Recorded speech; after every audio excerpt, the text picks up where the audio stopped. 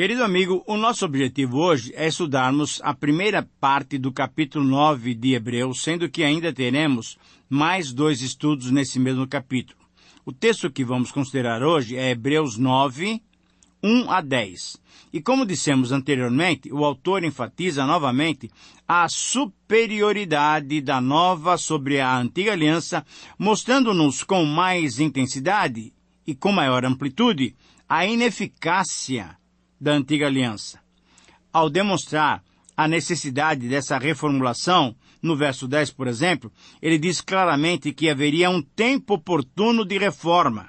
Ora, o fato de que haveria esse tempo de reforma indica que algo novo deveria aparecer. E graças a Deus apareceu. Graças a Deus esse tempo oportuno veio. No tempo oportuno, na plenitude dos tempos, conforme Paulo disse aos Gálatas 4:4, surgiu a nova aliança com a vinda do Senhor Jesus Cristo. A nova aliança substituiu a antiga aliança em seus aspectos mais importantes. Por exemplo, em relação ao local da adoração, o culto do Antigo Testamento era realizado no tabernáculo e posteriormente no templo, um local que simbolizava a presença de Deus entre o seu povo. Só nesse local Deus deveria ser adorado e somente uma vez por ano todos os judeus de todos os lugares viriam até Jerusalém para adorar nesse local. Quando Jesus veio, ele revelou-nos que podemos adorar em espírito e em verdade, não importando o local. Lembre-se daquela conversa que ele teve com a mulher samaritana. O local próprio de adoração é o céu, o local em que Jesus entrou rasgando o véu e assentando-se à direita de Deus. E nós podemos entrar agora nesse novo local, sabe por quê? Porque nos foi feito um novo e vivo caminho.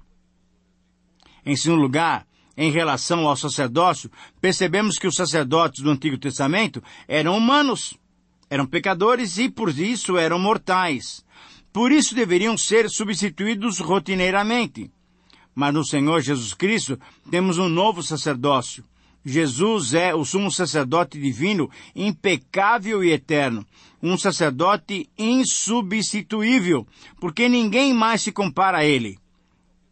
Em terceiro lugar, em relação aos sacrifícios, no Antigo Pacto se ofereciam constantemente animais que não purificavam os pecados. Nós vamos estudar isso bem claramente no capítulo 10. E apenas esses animais simbolizavam o sacrifício eterno, irreparável, irrepetível, o sacrifício real do Cordeiro de Deus, que deveria acontecer e de fato aconteceu através da pessoa do Senhor Jesus Cristo. Então, o autor dessa carta desejava que os seus leitores entendessem e aceitassem essas verdades eternas, pois aquilo que eles tinham anteriormente eram apenas símbolos, eram apenas sombras, figuras limitadas, imperfeitas e incapazes da realidade futura, cumprida na vinda de Jesus Cristo. Assim, o título para a nossa reflexão nessa primeira parte do capítulo 9 é o seguinte: características de uma relação limitada. Eu repito, Hebreus 9, 1 a 10 tem esse título, características de uma relação limitada. Querido amigo, o não reconhecimento da distinção bíblica entre a antiga e a nova aliança ainda hoje, isso tem causado muitos problemas para aqueles que querem seguir a Cristo corretamente. Muitos têm deixado de interpretar corretamente o Antigo Testamento e têm considerado a lei e as práticas do povo de Deus do Antigo Testamento como normativas para a igreja de hoje. Agora, é necessário entendermos que a antiga aliança, com seus defeitos, com as suas limitações e com a sua ineficácia, não pode mais ser o padrão do nosso relacionamento com Deus. Nós precisamos ter isso em mente e precisamos ter isso claramente em nossas mentes. Depois que o povo foi liberto do Egito e firmou uma aliança com Deus, rapidamente eles a quebraram e anularam o concerto, anularam o pacto que tinham feito. Mas por amor, graça e misericórdia, quase 1 milênio depois, aproximadamente 900 anos, Deus anunciou que faria com o seu povo e, na verdade, com o verdadeiro povo dele, uma nova aliança, conforme nós já estudamos em Jeremias 31, 31 e 34. Então, essa primeira aliança foi tornada sem efeito. Ao afirmar a vinda de uma nova aliança, Deus demonstrou que aquela primeira aliança já perdera o seu valor. Através da primeira aliança, o homem não conseguiu relacionar-se adequadamente com Deus. Foi com esse objetivo de mostrar essa impossibilidade de uma relação duradoura com Deus, através da antiga aliança, que o autor de Hebreus então usou esses versos para descrever o fracasso e a ineficácia da antiga aliança. Assim, o princípio que podemos perceber nesse texto pode ser assim enunciado. É necessário reconhecermos a limitação da relação baseada na antiga aliança para adorarmos corretamente, em espírito e em verdade.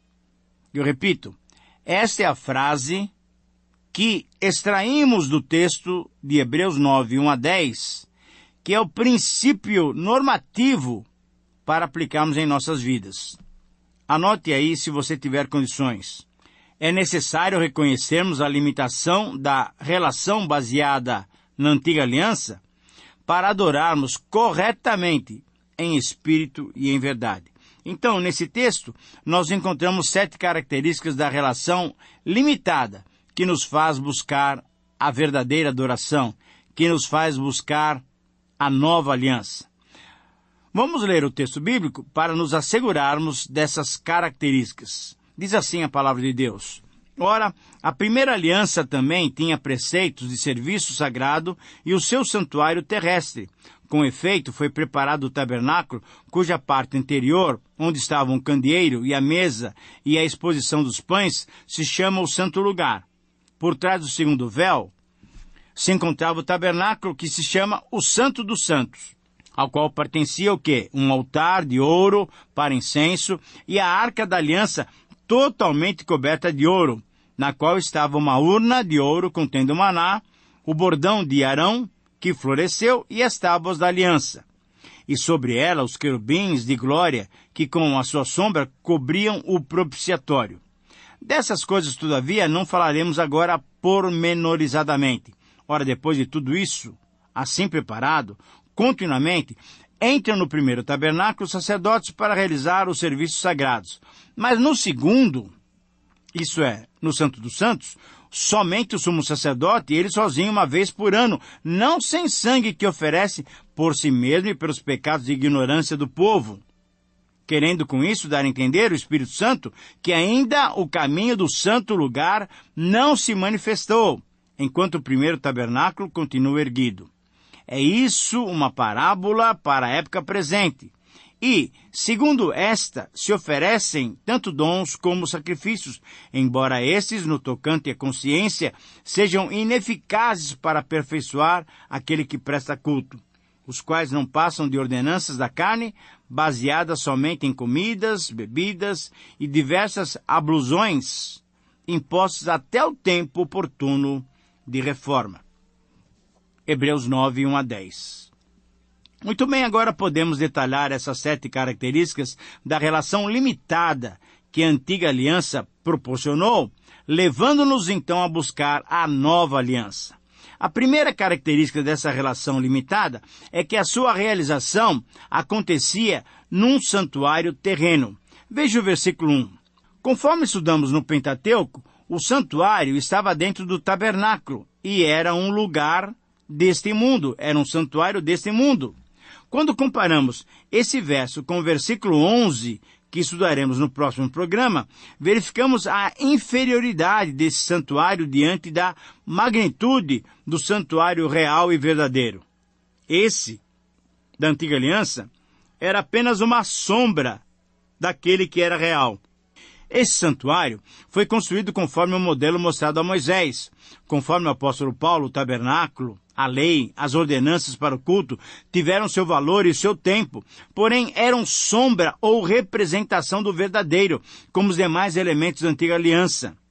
Por isso, então, a segunda característica da relação limitada é que esses elementos eram simbólicos e restritos aos sacerdotes. Veja o versículo 2.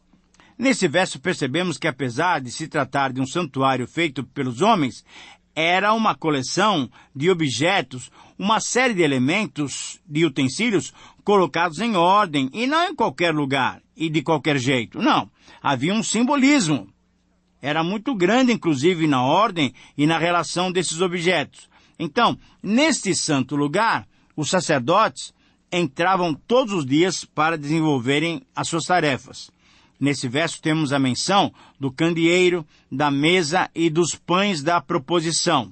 O candeeiro ou candelabro era feito de ouro batido e indicava a lâmpada espiritual, a luz vinda de Cristo para a nossa vida, que devia brilhar e deve brilhar todo dia. Além do candeeiro, tínhamos a mesa dos pães da proposição, ou pães da presença. Essa mesa era feita de acácia revestida de ouro.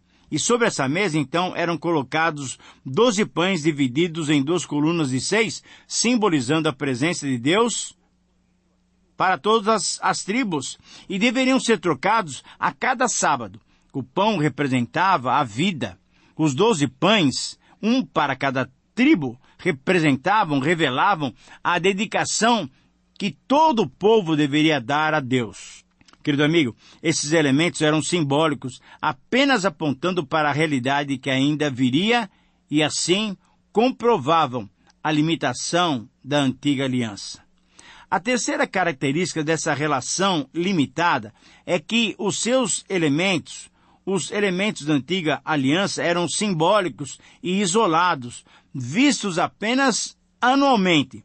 Veja os versículos 3, 4 e 5. Aqui temos a relação dos objetos, dos elementos que ficavam no Santo dos Santos, um local em que o sumo sacerdote entrava apenas uma vez por ano, levando o sangue pelos pecados seus e de todo o povo. Mesmo no Santo dos Santos, mesmo nesse local super reservado, temos aqui mais uma vez a prova da inferioridade do sistema antigo. Esse local, que simbolizava a presença santa de Deus entre o seu povo, estava separado por um espesso véu. Esse véu, graças a Deus, foi rasgado de cima a baixo quando da crucificação de Jesus Cristo, abrindo-nos então um novo e vivo caminho até a presença de Deus. E aqui temos também uma relação de objetos ou elementos que pertenciam a esse local, o Santo dos Santos. Havia ali o altar para o incenso, mesmo que estivesse fora do véu, ele pertencia ao Santo dos Santos em função. Ali havia também a Arca da Aliança, que tinha no seu interior uma urna com maná, simbolizando que Deus provia as necessidades do povo. Havia ali também, dentro da urna, as tábuas da aliança, simbolizando que Deus revelava a sua palavra ao seu povo. E ali havia também o bordão ou o cajado de Arão que floresceu, simbolizando que Deus resolvia as questões de autoridade. Nós temos ali também, dentro do Santo dos Santos, o propiciatório. O que era esse propiciatório? Era a tampa da arca, onde estavam os 2 querubins, e todo esse conjunto simbolizava o trono de Deus, o local da presença de Deus. Então, querido amigo, temos aqui o simbolismo dos sacrifícios do culto judaico. Temos aqui uma referência parcial, mas suficiente para nos revelar a mente dos judeus quando ofereciam as suas ofertas e sacrifícios. Sabemos, através dessa carta que estamos estudando, principalmente por meio do capítulo 11, que esses sacrifícios eram oferecidos pela fé. E a fé implica numa doação de Deus. A fé, como sabemos, vem pelo ouvir da palavra de Deus. Se esses sacrifícios foram oferecidos pela fé, e isto é o que afirma o capítulo 11 de Hebreus, então eles receberam essa doação de Deus e, conforme creram, agiram segundo esta fé, e agindo assim, foram justificados pela fé. Ora, então concluímos mostrando que a justificação sempre foi pela fé, pois o sangue de animais não pode perdoar pecados. E aí temos que repetir novamente. Esses elementos eram simbólicos, apenas apontando para a realidade que ainda viria e assim comprovavam a limitação da antiga aliança. A quarta característica da relação limitada é que os seus sacrifícios deviam ser oferecidos por todos. Por quê? Porque todos eram pecadores. Versículos 6 e 7. Na verdade, esse era o serviço dos sacerdotes. Eles deveriam oferecer diariamente os sacrifícios a Deus. Entretanto, havia o dia anual da expiação pelos pecados. Era o dia em que a expiação era feita por todos os pecados e por todos os pecadores, inclusive pelo próprio sumo sacerdote que iria ministrar os sacrifícios. Por quê? Ora, porque ele também, como um ser humano, era pecador. Nesse dia, então, Deus se apresentava como sendo o Deus do seu povo. Era um dia especial, um dia único para os judeus. Podia ser comparado com o dia quando o pecador crê em Jesus e o aceita como Senhor e Salvador, sendo então admitido dentro da família de Deus. Por meio dos serviços daquele dia, o povo se considerava justificado diante de Deus através da aliança que havia entre Deus e o seu povo. Mas, na verdade, o que significava para os judeus os sacrifícios? Embora os judeus não tivessem uma compreensão exata e perfeita do derramamento de sangue, sabiam eles, pelo menos, que sem derramamento de sangue não haveria remissão de pecado. Não haveria perdão para os pecados. Os sacrifícios eram todos sombras ou símbolos de algo real e verdadeiramente grande, que viria ainda. Aquela aliança feita entre Deus e seu povo foi mantida por meio do sistema sacrificial judeu. Essa foi a base do sistema judeu. Diariamente, o povo comparecia diante do tabernáculo ou do templo para pedir perdão pelos seus pecados. E mesmo sem entender, sem nunca perder de vista a importância dessa prática, eles provavelmente imaginavam que tudo aquilo era um símbolo de algo de um valor muito maior, de algo de valor espiritualmente permanente e eterno. Certamente, não era através de sangue de animais que eles receberiam o verdadeiro perdão. A quinta característica dessa relação limitada da antiga aliança é que o caminho do Santo dos Santos ainda estava fechado. Era proibido. Veja o versículo 8. O véu impedia o livre acesso ao Santo dos Santos, à presença de Deus. Nem olhar para lá era possível, quanto menos estar lá. Enquanto permanecesse em vigor o sistema sacerdotal e sacrificial baseado na lei de Moisés, no Antigo Testamento, além de serem imperfeitos, impediam a entrada dos fiéis adoradores à presença de Deus. Querido amigo, só em Jesus, essa situação foi mudada. Assim, a sexta característica dessa relação limitada, baseada na antiga aliança, é que os sacrifícios oferecidos não limpavam a consciência dos adoradores. Veja o versículo 9. Os dons e sacrifícios da primeira aliança não aperfeiçoam os adoradores. Eram coisas da carne, que não purificam o espírito. Nós sabemos que a dispensação da lei era uma parábola ou uma figura, como diz o próprio autor. Aliás, por toda essa epístola, ele procura interpretar essa parábola. Jesus empregou muitas parábolas para mostrar a natureza do seu reino. Cristo apresentou muitos aspectos do Evangelho através de parábolas. E aqui também o autor mostra, através de vários argumentos, a ineficiência da antiga aliança, mostrando-nos o valor da nova aliança. A sétima e a última característica dessa relação limitada é que os rituais e símbolos eram passageiros até que a nova ordem fosse estabelecida, versículo 10. O sistema antigo foi apenas uma parábola, uma ilustração, uma sombra do sistema cristão atual. Na verdade, o sistema antigo passou completamente. Mas o problema é que nós vemos ainda algumas comunidades que se dizem cristãs, praticando certas cerimônias, certas práticas litúrgicas, certos ritos, como se isso tivesse algum poder ou valor. Tudo não passa de um equívoco religioso, porque o cristianismo não é o judaísmo. O cristianismo é completo e suficiente, porque Jesus é completo e suficiente. Ao concluirmos então essa reflexão, devemos nos lembrar de um cântico muito conhecido e muito cantado em nossas comunidades. O véu que separava já não separa mais. A luz que outrora apagava agora brilha e cada dia brilha mais. Querido amigo, com os nossos corações agradecidos, louvemos a Deus por essa mudança tão especial que nos favorece. Que o Senhor te abençoe. Um grande abraço e até o próximo programa.